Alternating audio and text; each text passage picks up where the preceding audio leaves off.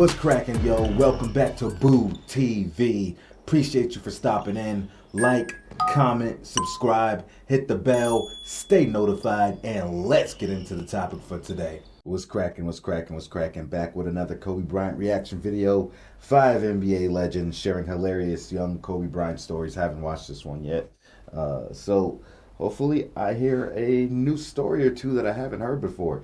Welcome, Kobe Bryant fans, to Boo TV. You have a home here. Tell other Kobe Bryant fans, come this way. We shed light on his legacy and all truthfulness, no misinformation, and revisionist history.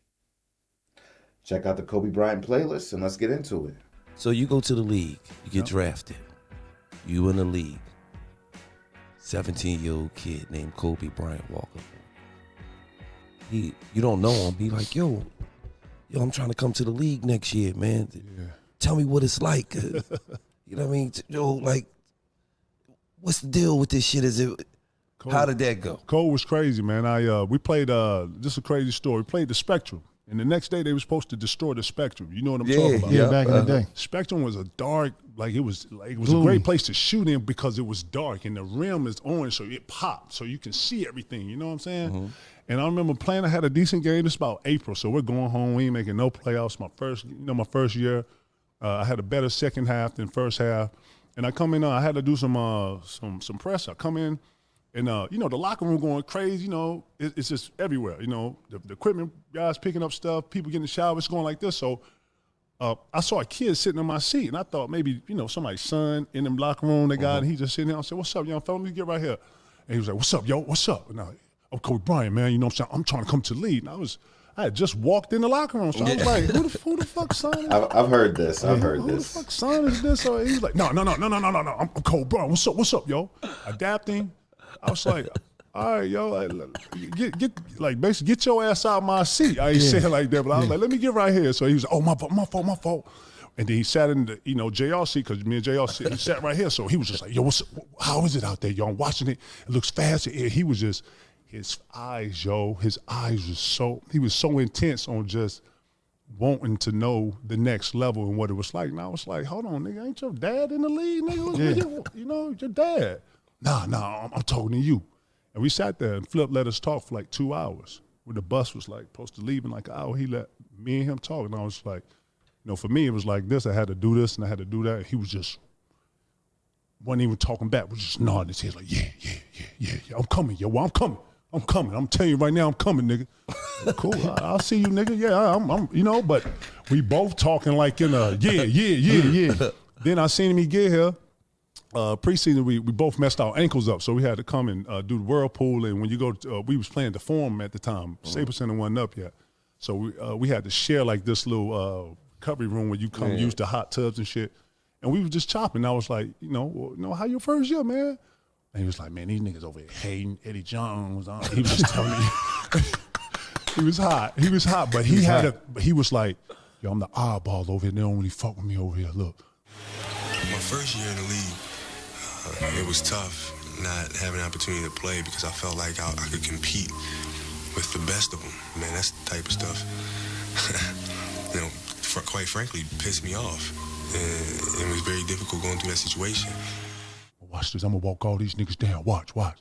And I came into the NBA. I was like, man, these dudes really don't work that hard. It was kind of an eye-opener. I was like, and then I watched him in a series in Utah where he shot like the air balls. Mm-hmm.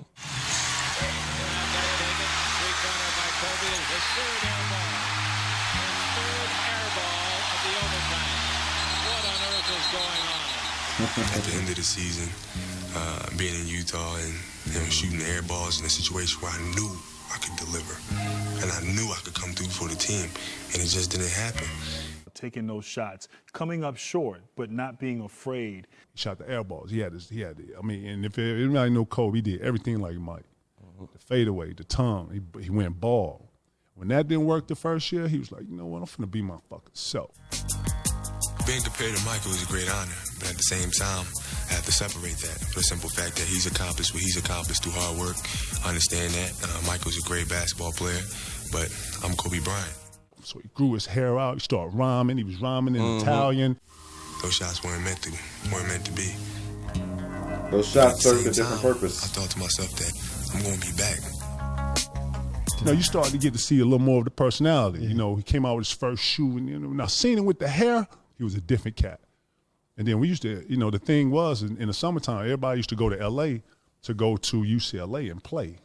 He would be up there. So again, we're hoopers like you. We go and hoop everywhere. I want to see if everybody in the summer is working on their shit like I'm working on mine. So I would go around to Houston. I would go to Peachtree in Atlanta. I'm going to Basketball City in New York, Rucker, all that shit. So I'm riding around, I'm flying around seeing who was up. So I'm doing commercial stuff, messing around. We go to UCLA, and I saw him at UCLA. He looked totally different. Like I go to the men's gym at UCLA, and it's late. It might have been like a Friday night at Westwood, at UCLA, the men's gym, and Kobe's in there with his trainer, maybe like midnight, and I'm redoing my shots, so I'm changing my mechanics, and so I'm just going in there to shoot some free throws, and I'm just going in there to do like just some set shots by myself, and I go in there and Kobe's in there, and he's lathered up, and he's got his guy, and next thing you know, he wants to play one-on-one. So I'm down at the other end, and he's like, "You want to play one-on-one?" Yeah. And I didn't, because I'm changing my shot. Like I'm not there yet, but I'm like, I got it. Like I can't say no. And I'm like, all right, why not? And this, he's only 19 or whatever, so I'll have my way. And I could not believe the intensity and how hard he played. He competed on every possession. In that one-on-one moment. Nobody was there, just the three, the two of us and his trainer.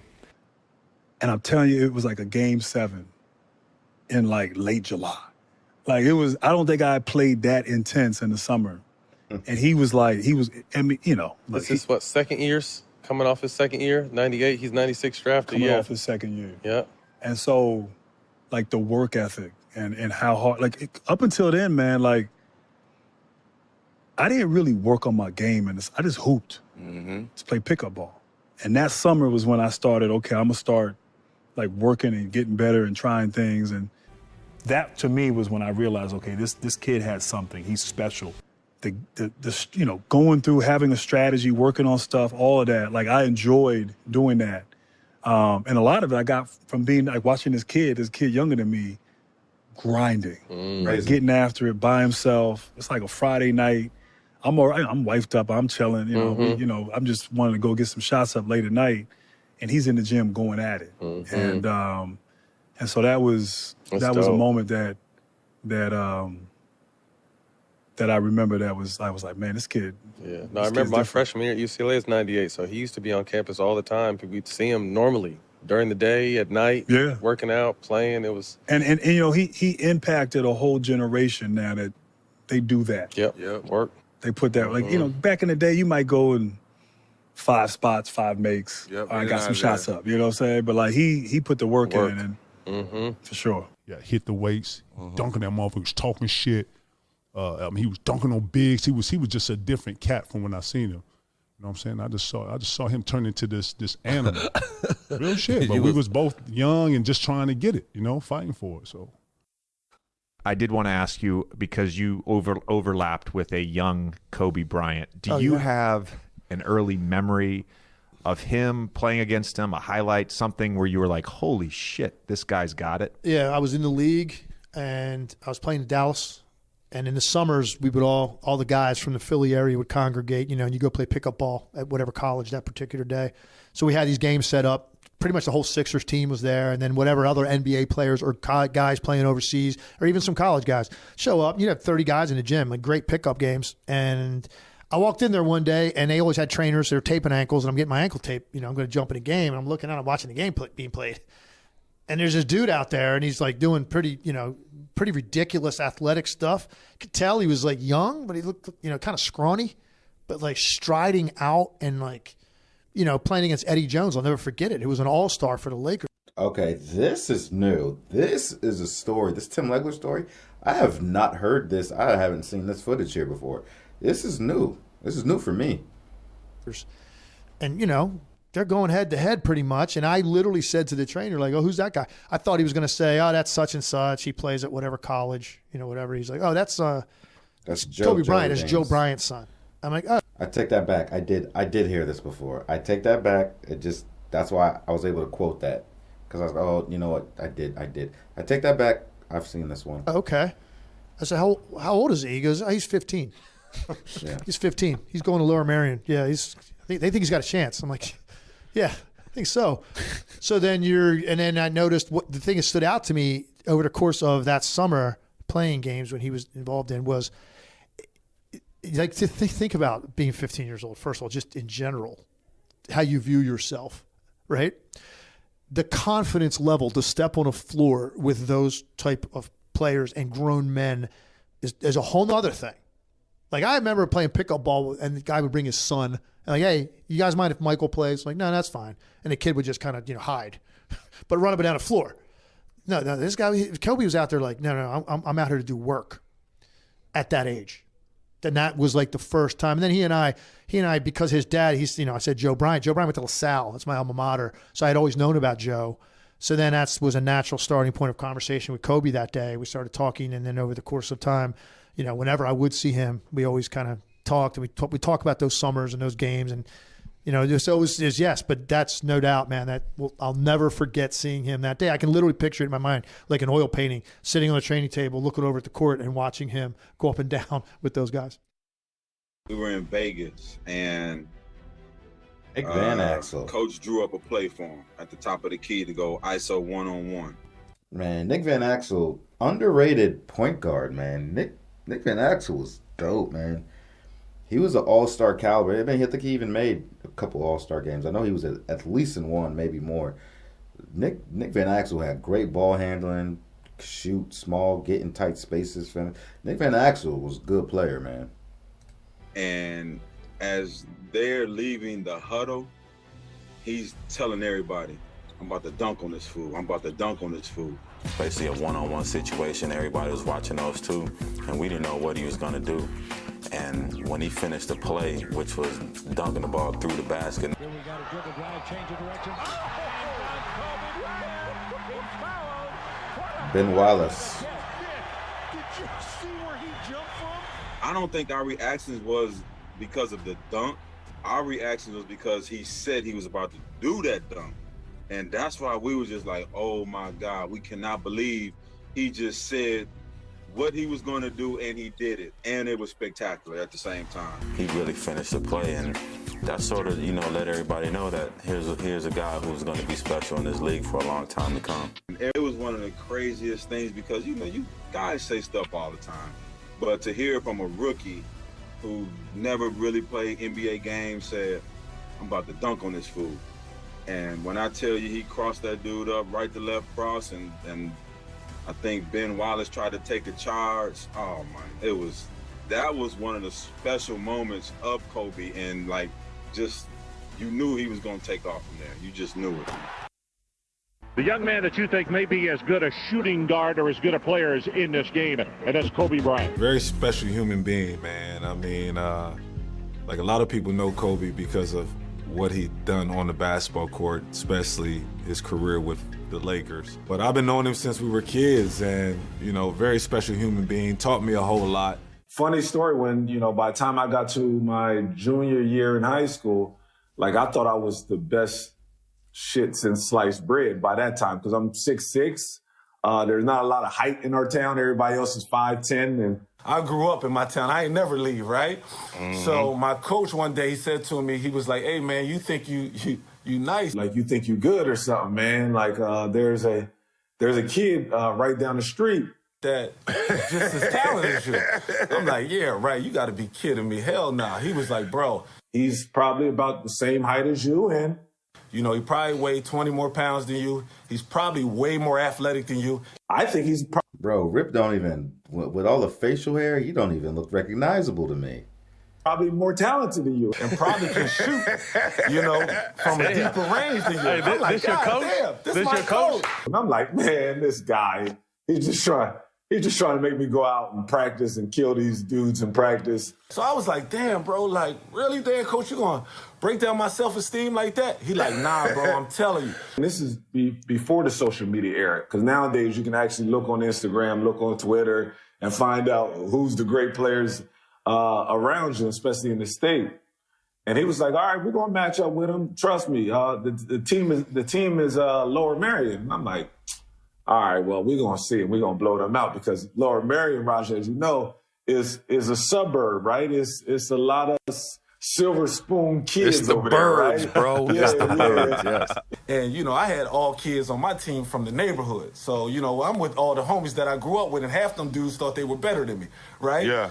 And Cole's team, you know, looked like a private school team, right? He didn't look like he grew up with, you know, the dudes that I grew up with.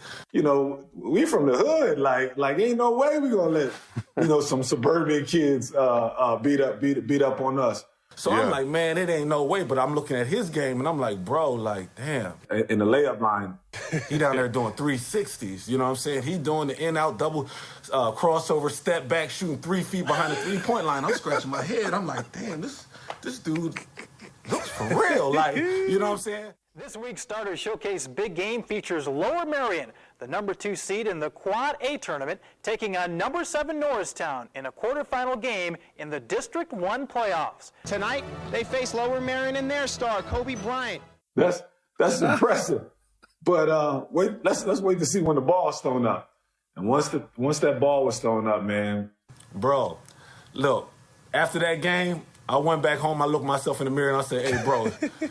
I held my own, but that man gave us the business. You ain't what you thought you were. Y'all went at it though. Y'all went at it. We went at it. Y'all went at it. You know, hold on, don't dim your light too. Now y'all went at it. If this kid right here is outshining you, what about the rest of the world?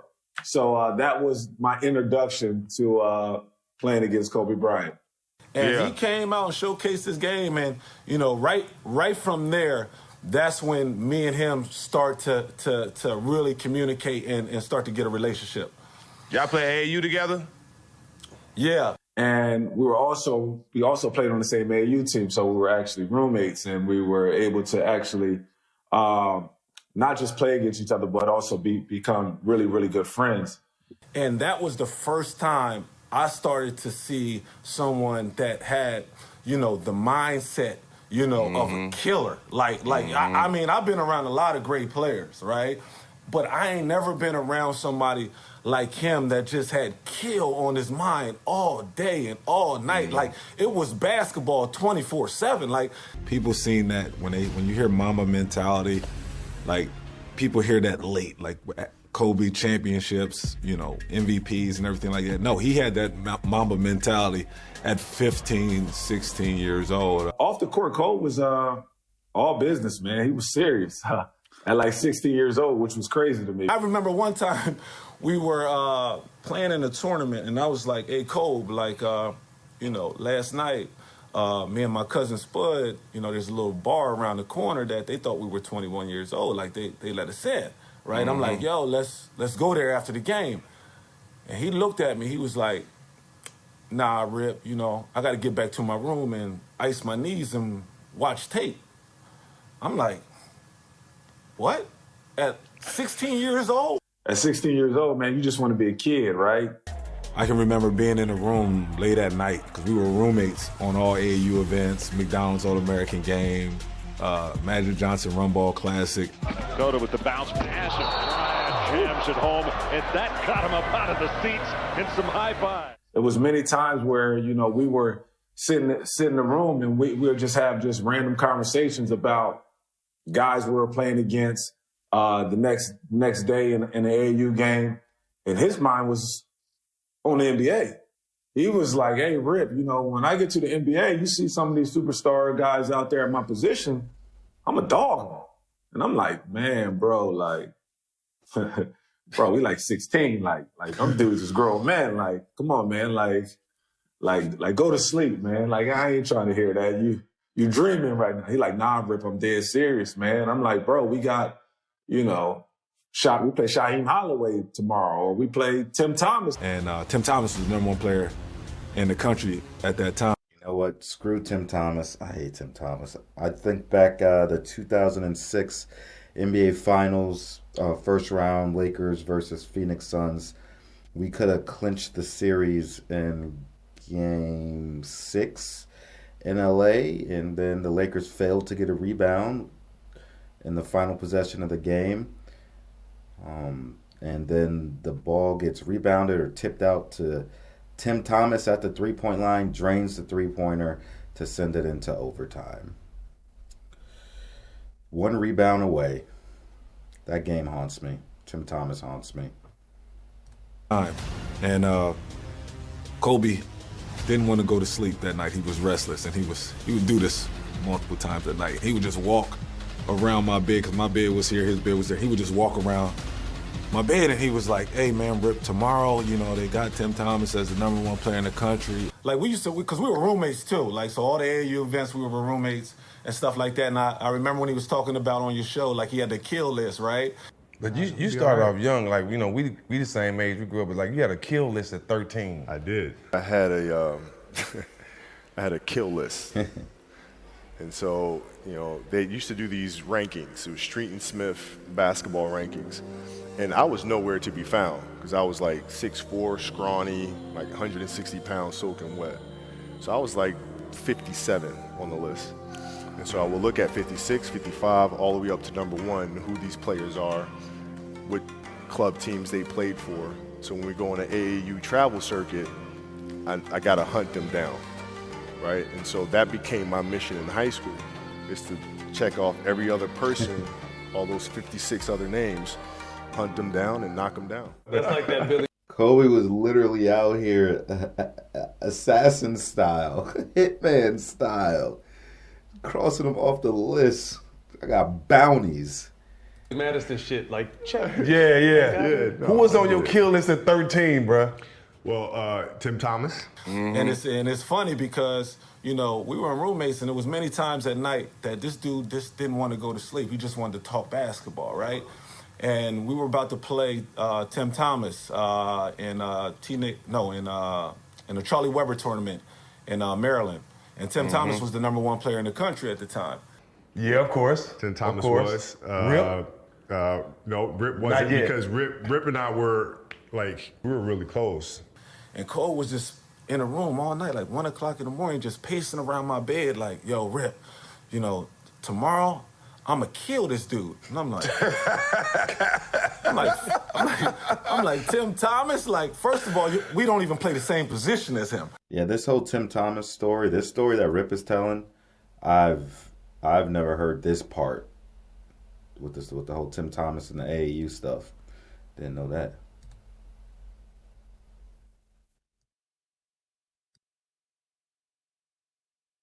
I don't know what happened. Come on, video. Damn it, should I never paused it? Let me take it back.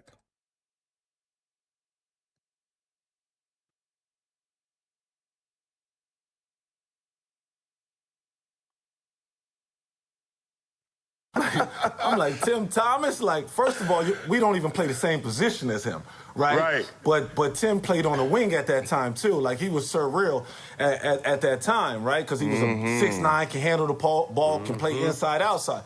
He was like, man, I'm going to kill this dude, man. He was like, after tomorrow, it ain't going to be no doubt in anybody's mind who the #1 player in America is. Like, they saying, I ain't the #1 player? Watch, Rip, watch. Tomorrow, they got Tim Thomas as the #1 player in the country. I should be the #1 player in the country. I'm going to go out there and show the world. He said, watch, just wait and see. And I'm like, bro, go to sleep, man. After tomorrow night, I'm like, bro, go to sleep, man. we played them early in the morning, man.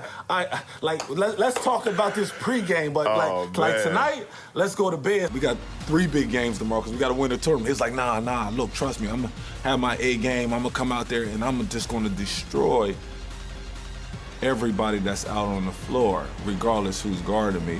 Kobe Bryant at the other end. Explosive. And Kobe came out there and showed the world why he should have been the #1 player in the country. I mean, he showcased his ability to score, to attack, and to dominate. We ended up winning that game, and when you looked at the ratings after that game, Kobe Bryant was the #1 player in the country. And then by the time I was a senior, it hit #1. Hey, man, people don't realize at a young age, man, this is this guy's mentality. This was his state of mind. Like, dude was a killer, an assassin, dedicated, find anything for inspiration, Not that he necessarily needed added inspiration, but anything that keeps that motor going and fuels the fire is essential to have if you want to be great and be the best version of yourself. No question about it. Young Mamba, good stories, man. I appreciate those. Really enjoyed that Tim Thomas story. That was dope. Damn you, Tim Thomas. That shot still haunts me, man. If we would have beat the Suns that series, I think in the second round we would have went up against the Clippers, which we played pretty good against them during the regular season. I wasn't worried about the Clippers. I felt like we would have beat the Clippers, honestly. They had like Sam Cassell, Elton Brand. I can't remember some other players. Maybe Chris Kaman, not sure. And then I think after that, we would have went against 2006 was the year. I guess maybe the Mavericks or the Spurs. That was the year the Mavericks lost to the Heat. The Heat won the championship that year. Yeah, anyway, like, comment, subscribe, hit the bell, stay notified, and I'll catch you on the next one. We out, baby.